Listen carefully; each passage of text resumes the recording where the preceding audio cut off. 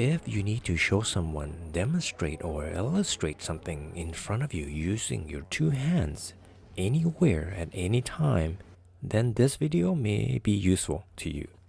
We all have a smartphone on us. What if we want to video capture something at the moment instant, but we need our two hands in front of us?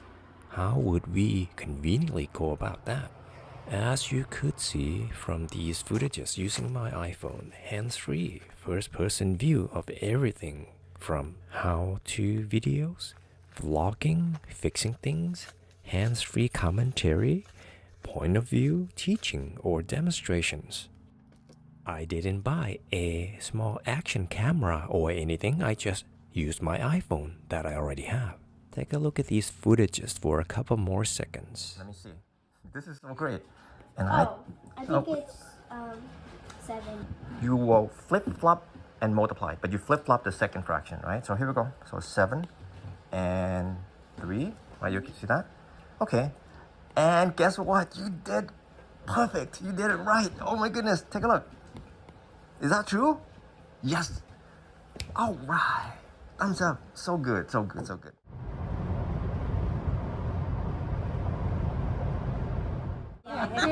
ไม่เกิดเหตุไปแล้วขึ้นมาไม่ได้หรือเปล่า Have I made you hungry? No, I'm not saying it can replace an action camera like GoPro.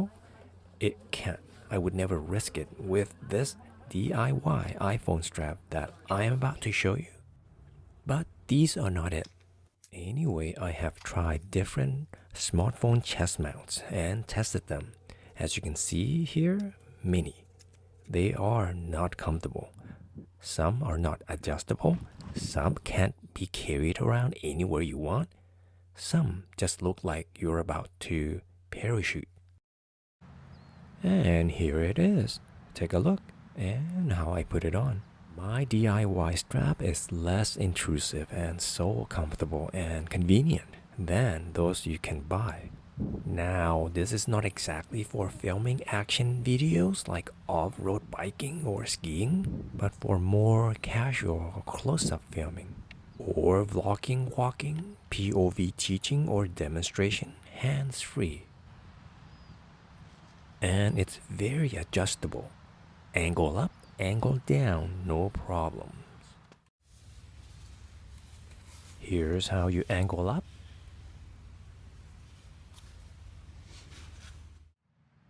And here's how you angle down. Easy.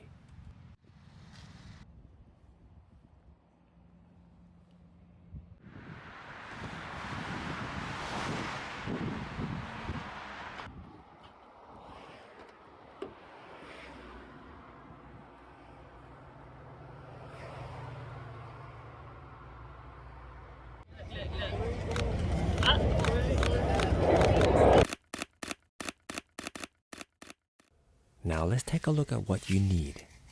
These hair ties, they're everywhere. Walmart, Target, anywhere. You also need a paracord. At Home Depot or Lowe's, they have a bunch of colors you can choose from.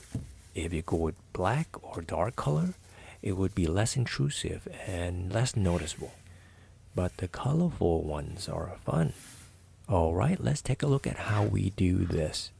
You would need 5 to 6 feet of paracord and 2 small elastic hair ties.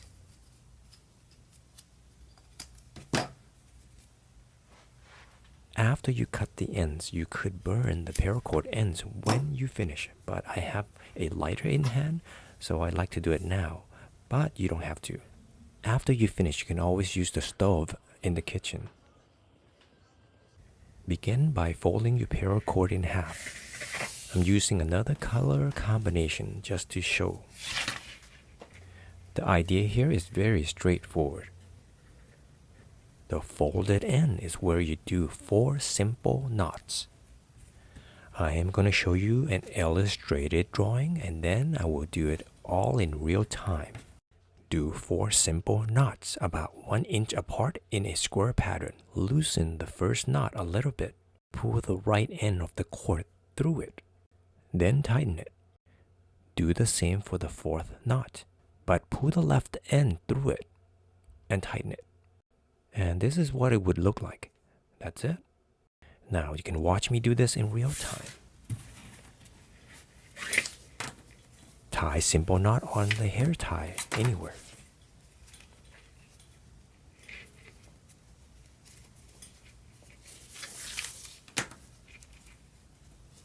Tighten it a little bit first. About 1 inch apart, do another knot.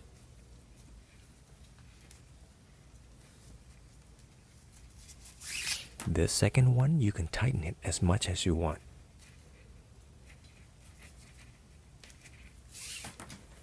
Now tie the third simple knot anywhere on the hair tie, 1 inch apart.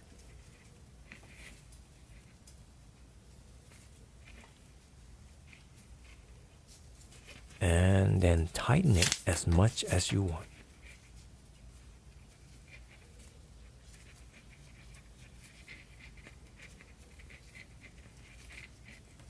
One inch apart, do another simple knot, the fourth and last knot.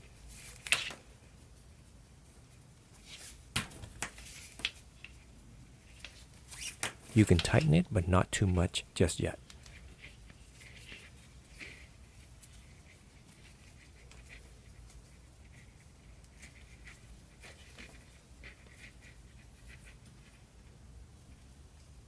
Before pulling the right end of the cord through, loosen the first knot a little bit.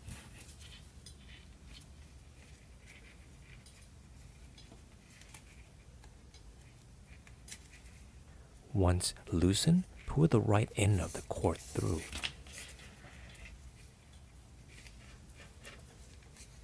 Make the adjustment so that it's squared, and tighten the first knot. Again, before pulling through the fourth knot, loosen the fourth knot, and then pull the left cord through it, left end of the cord through it. Make more adjustments so that it's square shape.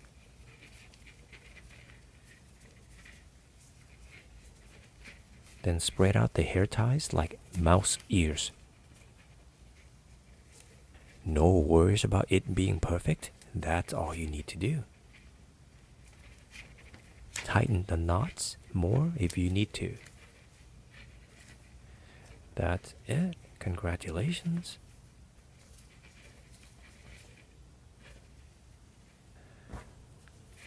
Put the phone through the hairbands. Watch me do it. Make sure you don't cover the camera lens and just center it. The bands could be over the buttons, don't worry about it. Notice the first and the fourth knots are on top. You could make the adjustment so that it's squared. It's more secure that way, but no worries. Squinching the squares when you make angle adjustments.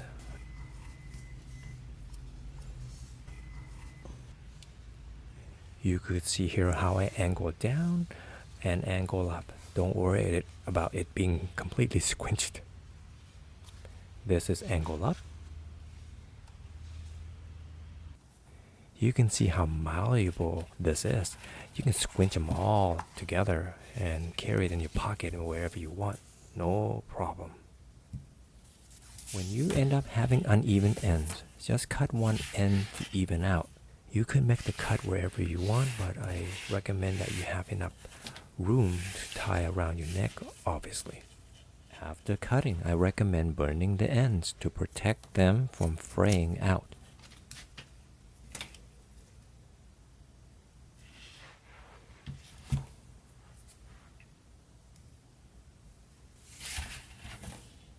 There you go. Take a look at how you can tie around your neck again. Spin around the ends to the front. Measure how far down you want your phone to hang down.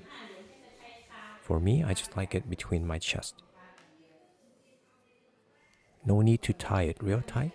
The knot you see here is called overhand bow, and it's very secure. You could rotate your phone however you want. Then mount the phone. Make sure the elastic bands are centered. As you can see, looks good. You can capture anything right in front of you. If you want to capture something a little bit down, just angle it like this.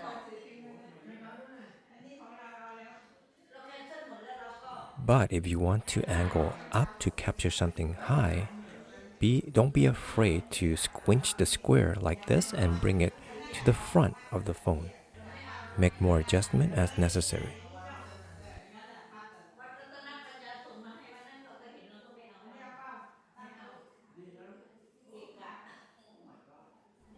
You can make the adjustment however you want to keep the phone centered and balanced.